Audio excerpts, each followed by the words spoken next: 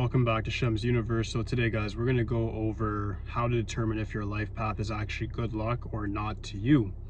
So what you have to understand, guys, is that I made a video a couple of days ago that depicted life path numbers and when you're going to have the best luck with your said life path number, depending on when your life path number's planetary governor is exalted, meaning like for life path 8, their strongest season would be like right now is in Libra season, arguably, because Saturn's exalted during this time, so we have a lot more influence in comparison to the rest of the year. You also have a good time during rising sign seasons. To give you guys a bit of a recap, your rising sign season is better than your sun sign season to manifest goals and create abundance. That's very good. And to add on to that today, you also want to look at when your planet is debilitated, meaning like what sign is it debilitated in, what zodiac season, and in turn you can use that zodiac season to lay extremely low. A lot of people will talk about, oh, well, my Chinese enemy year says da da da da, but what you should actually be more so worried about is when your life path number's at its weakest, because the life path number is the road that you're on. It's the highway. It's what you're doing to transport through life. So understanding when your life path number is at its weakness is when you should know not to take many risks. It's when you should know to be more, not be more respectful, but be more humble during that time, to just sort of get through that season, that few weeks, pretty much unscathed is what I would say. So the best way to do that is by understanding, okay, well, my life path number is this, or during this time of the year, I'm just not going to do any risks. I'm not going to do anything gratuitous or excess at this time. To figure out now if your whole life path number is good or bad luck is actually very simple. There's two separate ways to do this. The first way is when you look at the dial pad on your phone. It goes 1 4 7 2 5 8 3 6 9, right? Verticals. Those are the 3 trines for numerology. We can all agree they get along. There's been confusion with the 3 and 6 as enemy numbers because Chaldean numerology will say, oh yeah, they're enemies. However, excuse me, sorry guys.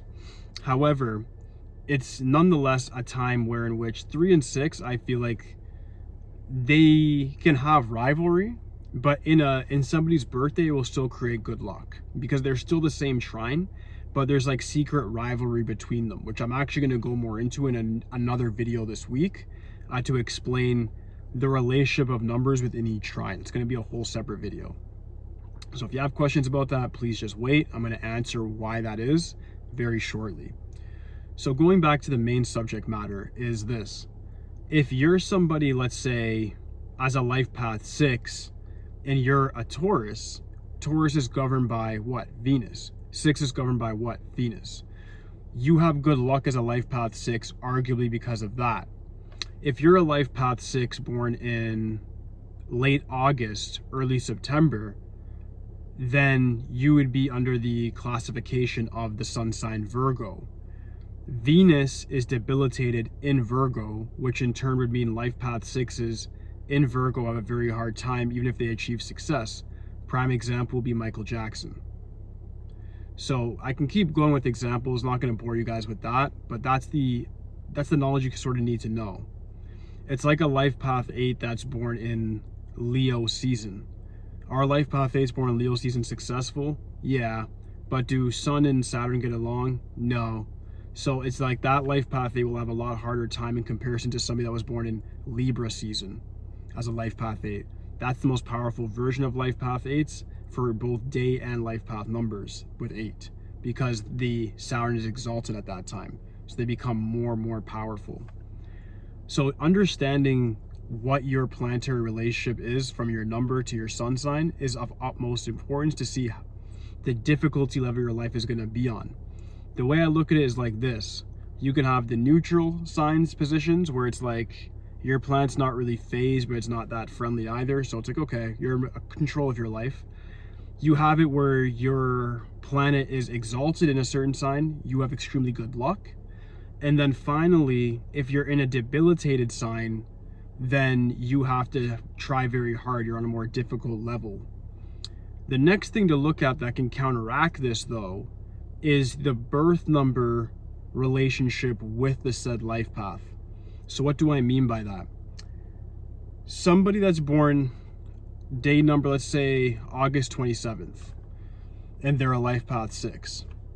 If you're born August 27th and you're a life path 6, let's say you're born like 96, something like that, then that's cool. That means that you are somebody who has good luck numerically because 9 and 6 are in the same trine, but then bad luck from the sun sign relation with your said life path. Meaning, what's exalted in Virgo?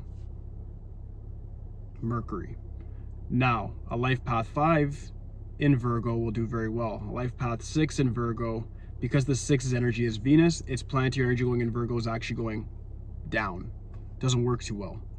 So that person then would have to try. They'll have bits of good luck numerically, but at least it's counteracted by the said numbers. But nonetheless, the sign means a lot and will dictate more of it. It's better that you have a sun sign that you're born into, which gets along perfectly with your life path, in comparison to just your numbers just simply getting along. It can be good if you have it both ways. If it's only one way, I'd say preferably you'd want to be in the right zodiac season, just simply because the planetary energies are going to play a huge role, and you can use things like wealth rituals, enemy year rituals, things like that to fix the rest. So to summarize this video for you guys, because it's very plain and simple what I'm saying, if you have a life path and birth number in the same trine, meaning like let's say you're birth number 1, life path 4, you're going to do great. Birth number 1, life path 5, birth number 5, life path 1, great. You're born the 11th, you're a life path 8, great. All you have to look at now is, okay, my numbers from a birth and life path number in the same trine vertically. I'll look at my phone dial pad. And then step 2, does my life path number governor, I mean the planetary governor of my life path, is it good in the sun sign that I was born in, or is it debilitated? Or is it even exalted, which is even better? So you can have high difficulty, neutrality, and then extreme good luck. You're on one of the levels. If you have further questions about it, just DM me. I can tell you what the situation is. Be either like Stripe or PayPal ready. Of course, I'll just charge you guys like $17, give you a full explanation of if you have good or bad luck with your life path, explain to you why. I might ask you a bit more about your name and so forth to see what the compatibility is like with your name, birth number, and life path. But with these things, you can very easily tell in under 5 minutes whether somebody's going to have a very good life or a life that's going to be a lot of challenges to get to that utopian reality. So yeah, that summarizes it for today, guys. If you have any questions for me whatsoever, just leave it in the comment section. Aside from that, please like, subscribe. That's it for today, guys. Peace.